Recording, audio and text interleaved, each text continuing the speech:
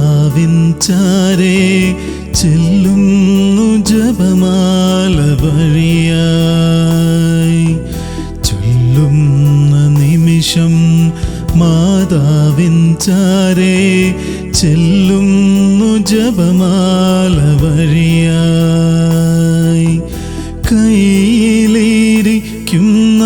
ഉണ്ണീശോയുടെ ചാരേ ഞാനുമിരിക്കും. കയ്യിലിരിക്കുന്ന ഉണ്ണീശോയുടെ ചാരേ ഞാനുമിരിക്കും. ചൊല്ലുന്ന നിമിഷം മാതാവിൻ ചാരേ ചെല്ലുന്നു ജപമാല വഴിയായി. എന്തു നല്ലമ്മ എന്നുടെ അമ്മ, എനിക്കും ഈശോയ്ക്കും ഒരേ അമ്മ.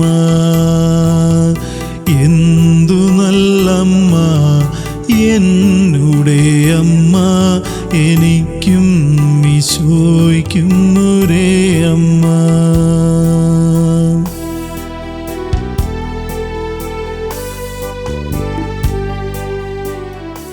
Hi everyone. സോ ഇന്ന് 8 നോയമ്പിൻ്റെ 3-ാം ദിവസമാണ്.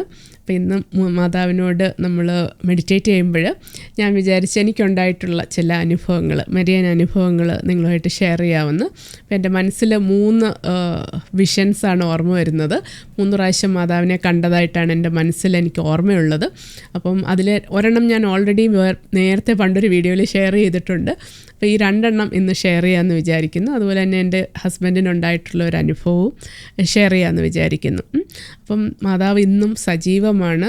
നമ്മളെല്ലാം പ്രാർത്ഥിക്കുമ്പോൾ അല്ലെ, നമ്മൾ അമ്മയോട് അപേക്ഷിക്കുന്ന കാര്യങ്ങൾക്കെല്ലാം ഒരു ഉത്തരവുണ്ട് എന്നുള്ളത് വളരെ എന്താ പറയുന്നത്, എൻ്റെ ജീവിതത്തിൽ എനിക്കത് വളരെ കൃത്യമായിട്ട് മനസ്സിലായിട്ടുണ്ട്. അപ്പം ഞങ്ങൾ പോകുന്ന പള്ളി എന്ന് പറഞ്ഞാൽ മാതാവിൻ്റെ നാമത്തിലുള്ള പള്ളിയാണ്, our lady of sacred heart. അപ്പോൾ OLSH, our lady of sacred heart. അപ്പം മാതാവിലൂടെ ക്രിസ്തുവിലേക്ക്, അതാണ് അവിടുത്തെ മോട്ടോ.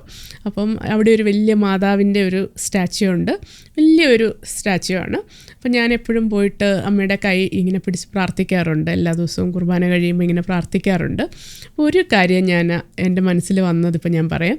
ഞാൻ ഒത്തിരി വർഷം മുമ്പാണ്, മേ ബി ഒരു 2014 ഒക്കെ ആയിരിക്കും, ഏകദേശം ഒരു 9-10 വർഷം മുമ്പുള്ള ഒരു കാര്യമാണ്, അല്ലെങ്കിൽ ഒരു 8-9 വർഷമെങ്കിലും മുമ്പുള്ള കാര്യമാണ്, എനിക്ക് കൃത്യമായിട്ട് അറിയത്തില്ല.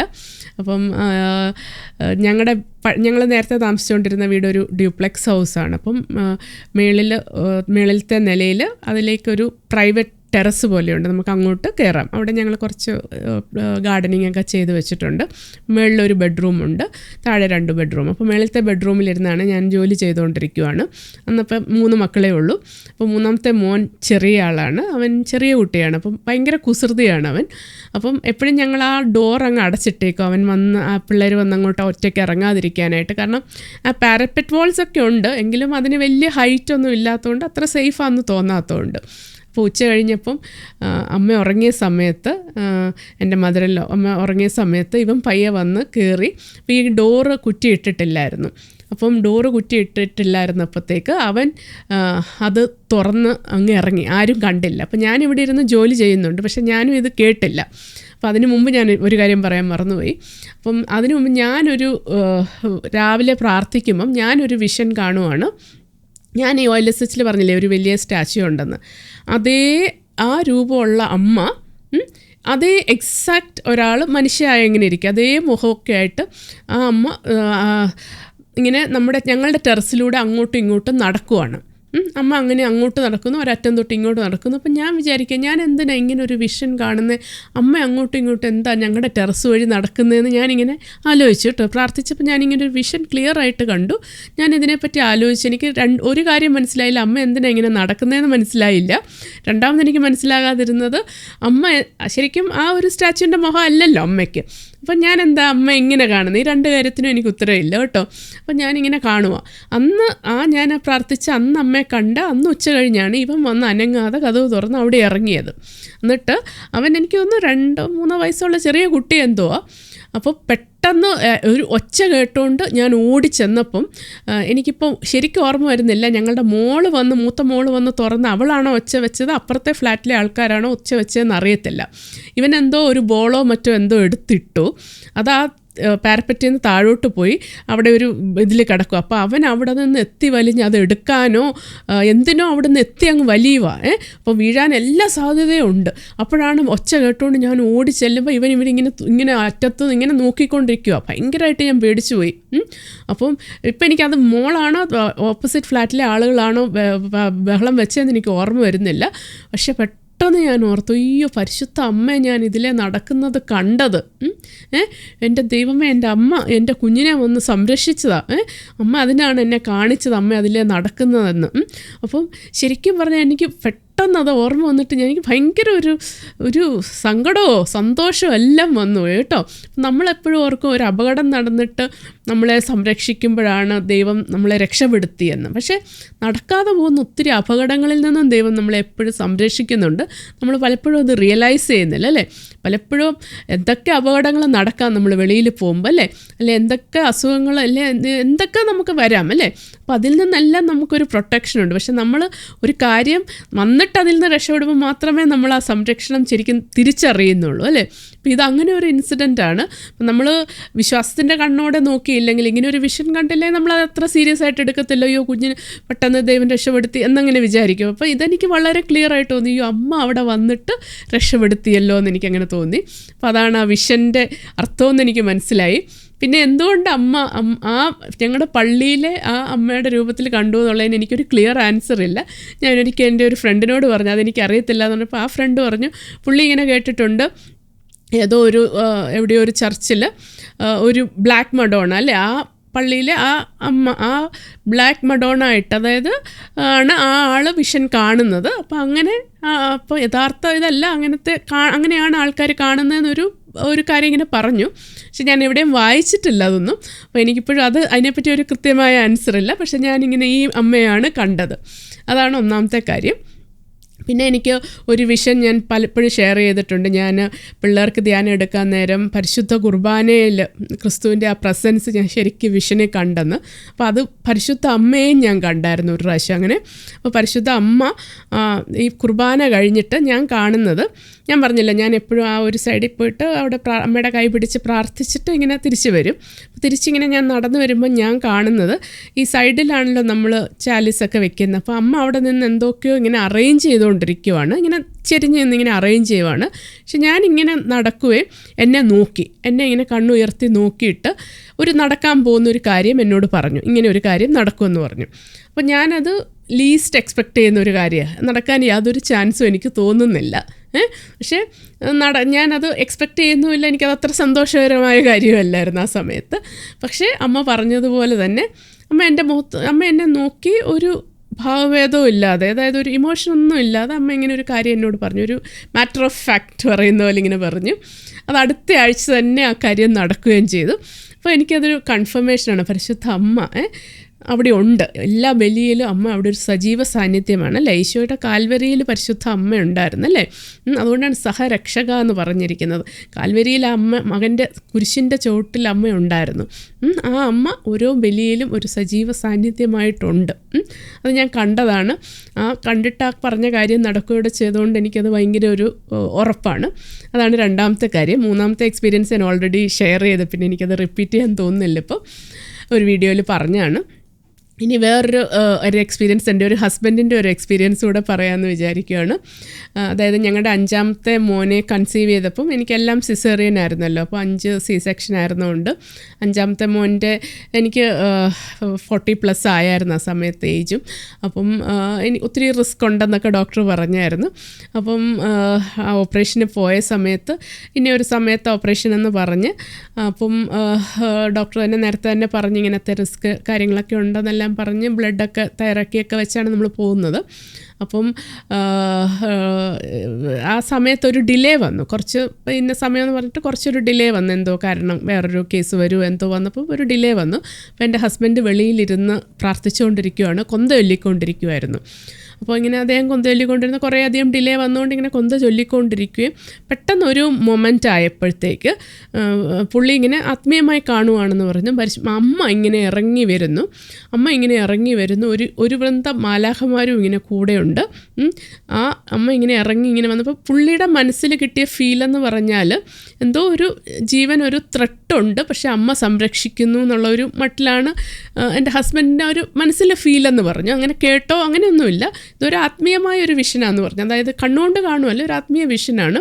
അപ്പോൾ അമ്മ ഇങ്ങനെ വരുന്നു, ഒരു വൃന്ദ മാലാഖമാരുമായിട്ട് ഇങ്ങനെ ഉയരത്തിൽ നിന്ന് ഇങ്ങനെ ഇറങ്ങി ഇങ്ങനെ വരുന്നു. വന്നപ്പോഴേ എൻ്റെ ഹസ്ബൻഡിന് മനസ്സിൽ ഉടനെ തോന്നിയെന്നു, കുഞ്ഞ് ജനിക്കും, ഇപ്പം ജനിച്ചു എന്നിങ്ങനെ തോന്നുവന്ന് ആ സമയമായി എന്നുള്ള ഒരു ഫീല് കിട്ടിയെന്ന് പറഞ്ഞു. അപ്പം തന്നെ ആ കുഞ്ഞ് കരയുന്ന ഒച്ചയും കേട്ടെന്ന് പറഞ്ഞു. ആ ഒരു വിത്തിൻ ദാറ്റ് മിനിറ്റിൽ കുഞ്ഞ് കരയുന്ന ഒച്ചയും കേട്ട് അങ്ങനെ ഒരു അനുഭവം ഉണ്ടായെന്ന് എന്നോട് അത് കഴിഞ്ഞപ്പോൾ പറഞ്ഞു. എനിക്കും ഒരു സ്പിരിച്വൽ എക്സ്പീരിയൻസ് ഉണ്ടായിരുന്നു. ഞാനത് അവർ 5th child and spiritual experience എന്ന് പറഞ്ഞൊരു വീഡിയോയിൽ ഷെയർ ചെയ്തിട്ടുണ്ട്, അതുകൊണ്ട് ഞാനത് വീണ്ടും റിപ്പീറ്റ് ചെയ്യുന്നില്ല. അപ്പോൾ പരിശുദ്ധ അമ്മയെന്ന് പറയുന്നത് ഒരു സജീവ സാന്നിധ്യമാണ്. പ്രത്യേകിച്ച് നമ്മളുടെ പ്രഗ്നൻ്റ് ആയിരിക്കുന്ന അവസരത്തിലും ഡെലിവറി സമയത്തൊക്കെ ഒത്തിരി പരിശുദ്ധ അമ്മയുടെ ഒരു സഹായം നമ്മൾ ചോദിക്കുകയാണെങ്കിൽ, നമ്മൾ ചോദിച്ചാൽ മതി അല്ലേ, നമ്മൾ ചോദിക്കുകയാണെങ്കിൽ പരിശുദ്ധ അമ്മയുടെ ആ ഒരു സഹായം നമുക്ക് തീർച്ചയായിട്ടും ലഭിക്കും. ഒത്തിരി ആൾക്കാരുടെ ടെസ്റ്റിമണീസ് ഞാൻ കേട്ടിട്ടുണ്ട്, നമ്മളെല്ലാവരും തന്നെ കേട്ടിട്ടുണ്ടായിരിക്കും, ഒത്തിരിയേറെ കേട്ടിട്ടുണ്ട്. പല വിശുദ്ധരുടെയും ജീവിതം അതിനൊരു സാക്ഷ്യമാണ്. അപ്പോൾ ഈ ഓരോ ബ്ലെസ്സഡ് മെമ്മറീസും മെഡിറ്റേറ്റ് ചെയ്തുകൊണ്ട് നമുക്ക് ഇന്നത്തെ 3ാമത്തെ ദിവസത്തെ മെഡിറ്റേഷൻ അവസാനിപ്പിക്കാം. Thank you for listening. God bless you all.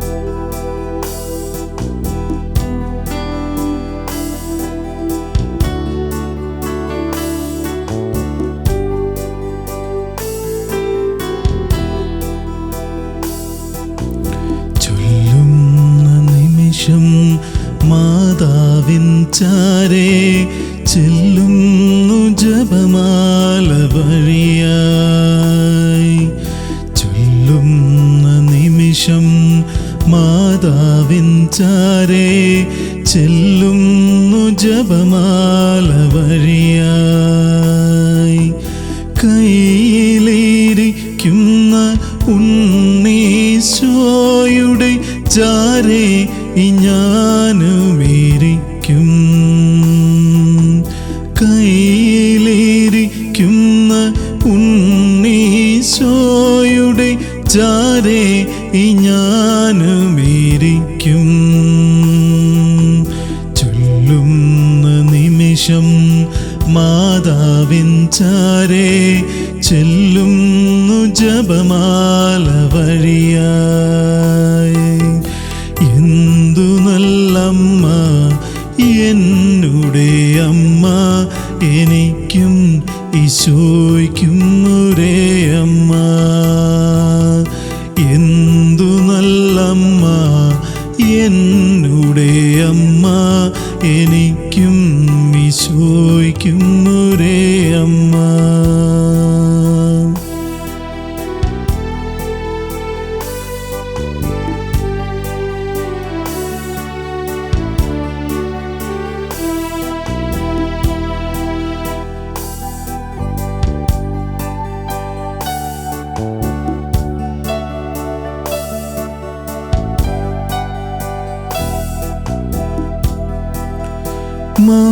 മാലാഖനിരതൻ സ്തുതി സാഗരത്തിൽ എൻ സ്വരമരുവിയായി ചേരും,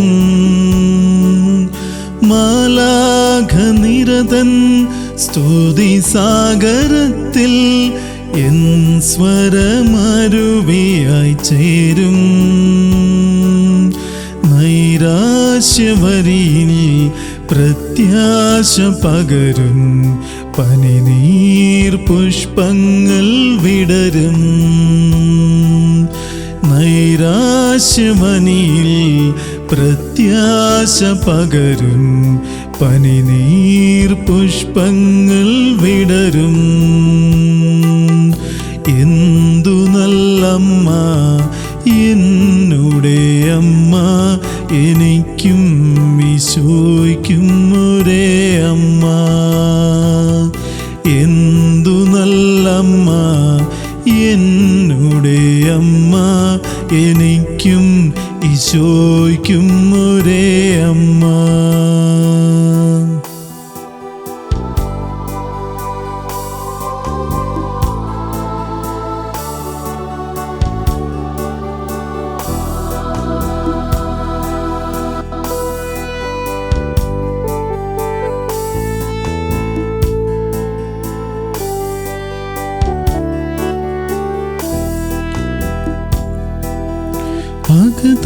അകതാരിലേകും ആത്മസുഗന്ധം, സ്നേഹത്തിലൊന്നായ ബന്ധം. അകതാരിലേകും ആത്മസുഗന്ധം, സ്നേഹത്തിലൊന്നായ ബന്ധം. മാനവർക്കെന്നും മാധ്യസ്ഥമേകി സഹരക്ഷകയായി നിൽപ്പൂ. മാനവർക്കെന്നും മാധ്യസ്ഥമേകി സഹരക്ഷകയായി നിൽപ്പൂ. എന്തു നല്ലമ്മ എന്നുടെ അമ്മ, എനിക്കും ഈശോയ്ക്കും ഒരേ അമ്മ. എന്തു നല്ലമ്മ എന്നുടെ അമ്മ, എനിക്കും ഈശോയ്ക്കും ഒരേ അമ്മ. ചൊല്ലുന്ന നിമിഷം മാതാവിൻ ചാരേ ചെല്ലുന്നു ജപമാല വഴിയായി. കയ്യിലിരിക്കുന്ന ഉണ്ണീശോയുടെ ചാരേ ഞാനുമിരിക്കും. കയ്യിലിരിക്കുന്ന ഉണ്ണീശോയുടെ ചാരേ ഞാനുമിരിക്കും. എന്തു നല്ലമ്മ എന്നുടെ അമ്മ, എനിക്കും ഈശോയ്ക്കും ഒരേ അമ്മ. എന്തു നല്ലമ്മ എന്നുടെ അമ്മ, എനിക്ക്